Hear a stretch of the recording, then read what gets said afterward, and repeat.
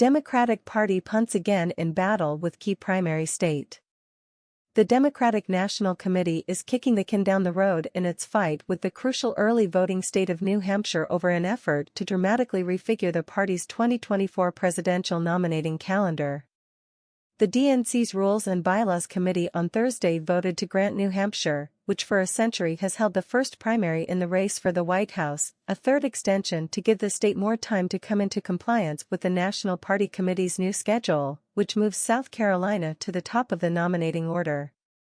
The move by the panel comes one day after New Hampshire Secretary of State Dave Scanlon announced that his state's presidential primary filing period would start on October 11, leading to a contest that will likely be held in late January, ahead of South Carolina, and putting the Granite State on a collision course with the DNC.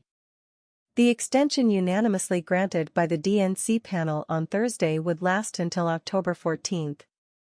However, New Hampshire is likely to eventually be found in non-compliance and penalized, with the state all but certain to hold an unsanctioned primary that would probably keep President Biden from putting his name on the ballot. We committed at the outset of this process to allow for every opportunity for states to honor the opportunity of hosting their nominating contests within the early window. We want to recommit to that principle and continue to work with the New Hampshire Democratic Party towards that goal, Rules and Bylaws Committee co-chair James Roosevelt said. The DNC overwhelmingly voted in early February to dramatically alter the top of its presidential nominating calendar for the 2024 election cycle, bumping Iowa and New Hampshire from their longtime leadoff positions. However, 7 months later, there is no resolution with New Hampshire or Iowa, and the National Democratic Party is still working to implement its revamped primary schedule. The push by the DNC to upend its primary calendar, in order to better reflect Black and Hispanic voters in the early primary contests, has been vigorously opposed in New Hampshire. Granite Staters appreciate and respect the responsibility of the over 100-year tradition of the first-in-the-nation New Hampshire primary. They understand New Hampshire has a special place in the history of American politics and their place in it. We look forward to continuing that tradition here next year, and in the years to come, longtime New Hampshire Democratic Party Chairman Ray Buckley said earlier this summer. Democrats for years have knocked both Iowa and New Hampshire as unrepresentative of the party as a whole, for being largely white with few major urban areas. Nevada and South Carolina, which in recent cycles have voted third and fourth on the calendar, are much more diverse than either Iowa or New Hampshire. Nevada and South Carolina were added to the Democratic calendar nearly 2 decades ago to increase the diversity of the early state's electorate. The DNC overwhelmingly approved a calendar proposed by President Biden to move South Carolina to the lead position, with a February 3, 2024, primary. New Hampshire and Nevada are scheduled to hold primaries 3 days later, followed by Georgia and Michigan. The president and supporters of the plan have argued that it would empower minority voters, whom Democrats have long relied on but have at times taken for granted. This committee put together a calendar proposal that reflects our values and will strengthen our party. This calendar does what is long overdue. It expands the number of voices in the early window. And it elevates diverse communities that are at core of the Democratic Party, DNC Chair Jamie Harrison said earlier this year. However, implementing the calendar has been anything but easy. South Carolina Democrats are on board, but Palmetto State Republicans will hold their primary later in February. Nevada Democrats are game, but the Silver State's GOP, after an unsuccessful legal push to opt out of a February 6 primary, is aiming to hold a Republican presidential caucus 2 days later. Georgia's Republican Secretary of State this spring set the state's primary date for May 12 of next year, rebuffing the DNC. Iowa, which was left out of the DNC's early voting states calendar, is still looking for ways to remain the leadoff contest without violating party rules. New Hampshire has a nearly half-century-old law that mandates that it hold the first presidential primary, a week ahead of any similar contest. The DNC earlier this year extended an earlier deadline until September 1 for New Hampshire to come into compliance or face getting booted from the early state window for the 2024 cycle.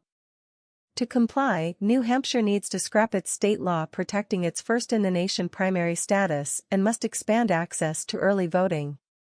However, with Republicans in control of New Hampshire's governor's office and both houses of the state legislature, state Democrats have repeatedly argued that is a non-starter.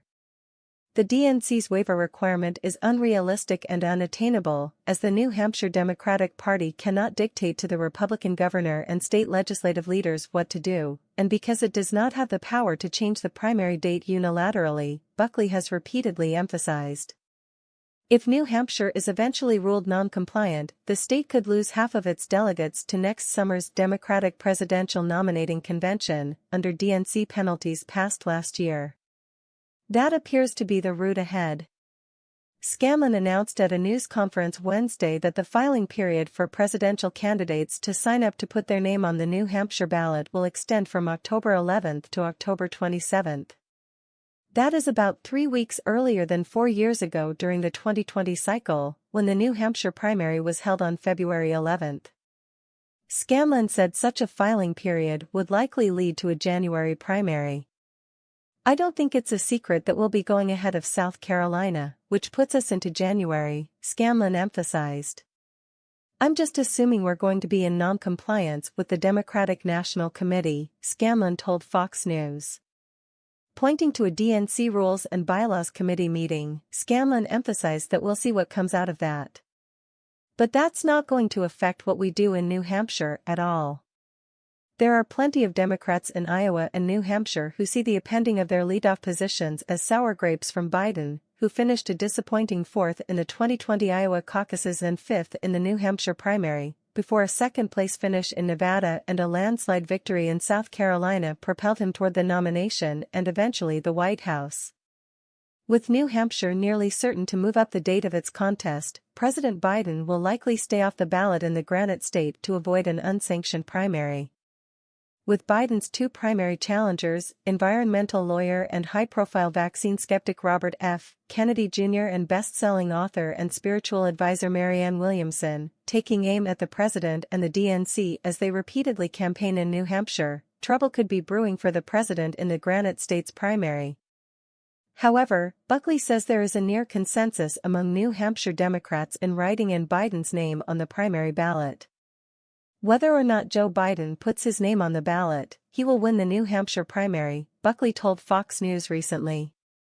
Longtime New Hampshire-based Democratic strategist Jim Demers, a top Biden supporter, said there's a lot of interest out there in doing something. I think he has done a good job as president and is worthy of being re-elected. That is my primary reasoning for writing Joe Biden's name in come January if I have to, Demers told Fox News. Pointing to Kennedy, who charges he is not getting a fair shake from the DNC as he challenges the president for the Democratic nomination, Demers said, I also think that the views and positions that Robert Kennedy has taken are so out of touch with the average Democrat that it is concerning to see him on a ballot here, even if the election is non-binding. Get the latest updates from the 2024 campaign trail, exclusive interviews and more at our Fox News Digital Election Hub. The post-Democratic Party punts again in battle with key primary state over Biden's presidential nominating calendar appeared first on Fox News.